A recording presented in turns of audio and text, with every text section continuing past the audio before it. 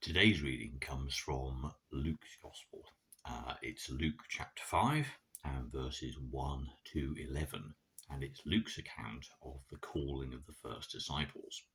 What Luke has done for us so far, we've had his birth narrative and then the temptation, the fact that Jesus begins his work in Galilee and is rejected by the people in his hometown. There's a healing miracle, many more healings, and then Jesus begins to gather fame and notoriety, and we begin to see the way that the crowd, the group of normal people, really want Jesus to stay with them, to continue to perform these wonderful acts of healing and the wonderful preaching that they hear. But Jesus says he must go around and preach to all towns in that territory. So, Luke chapter 5. One day, Jesus was standing on the shore of Lake Gennesaret, while the people pushed their way up to him to listen to the word of God.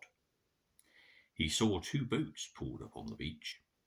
The fishermen had left them and were washing their nets.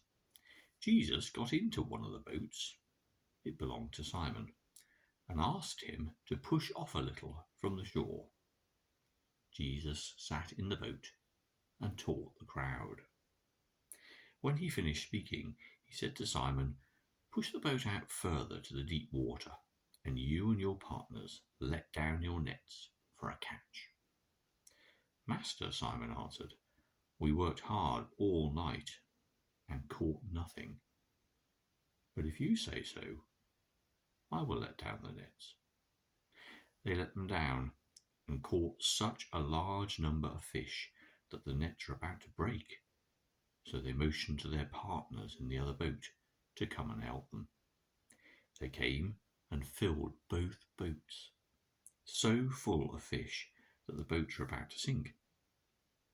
When Simon Peter saw what had happened, he fell on his knees before Jesus and said, "Go away from me, Lord, I am a sinful man." He and the others with him were all amazed at the large number of fish they had caught.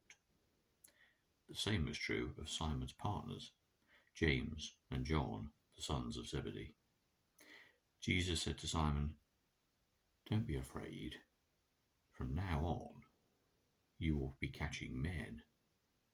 They pulled the boats up on the shore, left everything, and followed Jesus. What an amazing story! What an amazing story.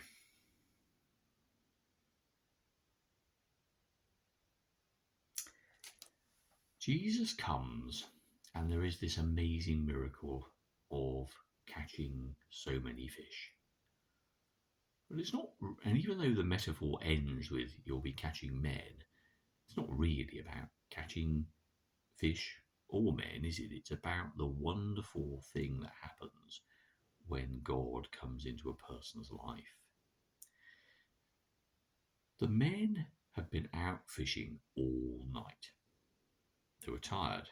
They'd caught nothing. They were tired. They were dispirited, possibly. But it was the end of a shift. They'd finished. And then this person arrives and gets into one of the boats, the source of their livelihood. I think if that happened to me, I'd have something to say about that. But there's no mention of any problem with that.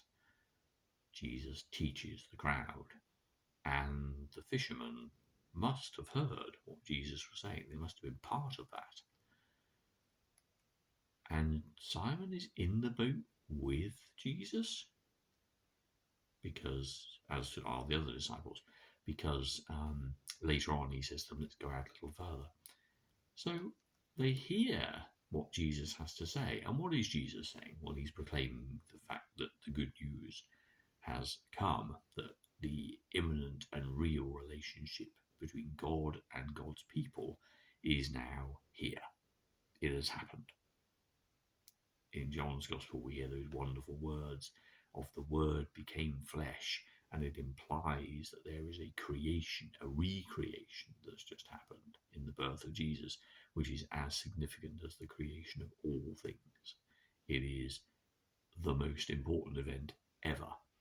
And for Simon Peter and the rest of the disciples in the boat, there was clearly a sense that, well, here is somebody who's got something to say. Here is somebody who is espousing words of love and unity and care and salvation.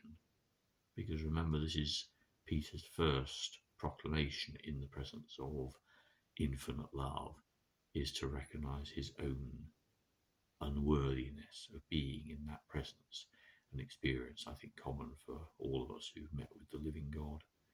There is an understanding amongst the disciples, surely, that Jesus is an extraordinary person, because at the end of a shift, when they've caught nothing, for a complete stranger to say to them, let's go and do it all again. They were washing their nets. They were packing up for the night. Come on, let's do it all again. Who would say yes to that? Except that this person was perceived to be somebody extraordinary. So they pushed the boat out and they let down the net.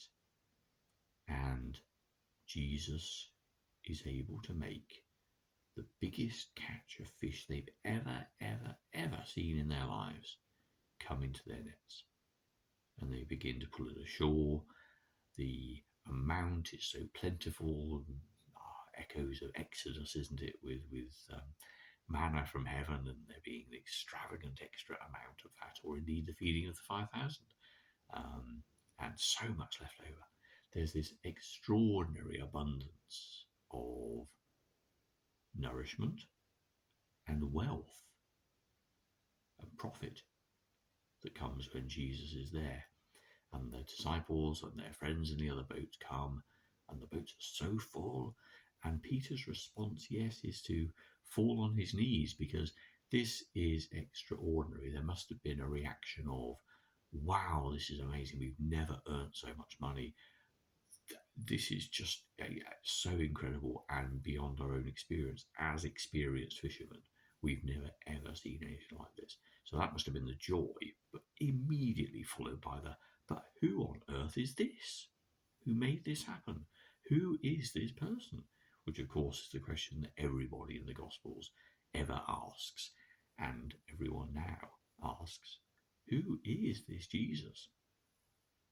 Go away from me, Peter says, I am a sinful man, which, as I mentioned, is the reaction that we all feel in the presence of God's great glory, because God is purity and truth and wonder and glory and love.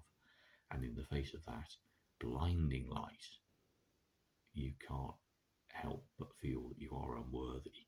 Reminds us of the prophet Isaiah and his calling, and the sense that he was unworthy, but God still said, you'll do, you're the man for me. And so it is with Jesus and with Peter, because Peter, quite frankly, has already shown that he has the determination, he has all sorts of qualities which can be taken and used, but most importantly, of course, he has an open heart, because he's seen Jesus, he's heard Jesus, he's seen the miracle, and rather than just say, get out of my boat, I'm tired, he says, yeah, I'll do what you say, Master. So this then happens, and Jesus says to them immediately, of course, pulled up their boats onto the shore. They left everything, Luke tells us. Not only this catch of enormous monetary value and pride, but their boats, their families, their livelihoods, their friends, everything they've ever known. They left everything to follow Jesus. Reminds us of all those parables in Matthew's Gospel of the pearl of great price, and the field of enormous value, and all the things that, and the lost sheep and the lost coin that we get in Luke's Gospel. All of these stories that talk of people who discover something of transcendent glory and beauty and wonder. And when they've discovered it, nothing else matters. This is the best thing ever, and something that will never ever let them go. Rather like that feeling of falling in love with somebody, which never ever leaves you. It may go well, it may not, but that rush, that enormous sense of this is everything to me at the moment, must have been how they felt. It's a similar emotion again to how many of us feel in our walk with God. So in this great healing miracle and in this great calling, what occurs to me most is the way in which God comes into the presence of people, and abundance and love and extravagant grace are shown. And people's reactions, of course, is as varied as those people themselves. But this is what God does. God comes and everything is glorious and plentiful and miraculous and wonderful. And that's what God does.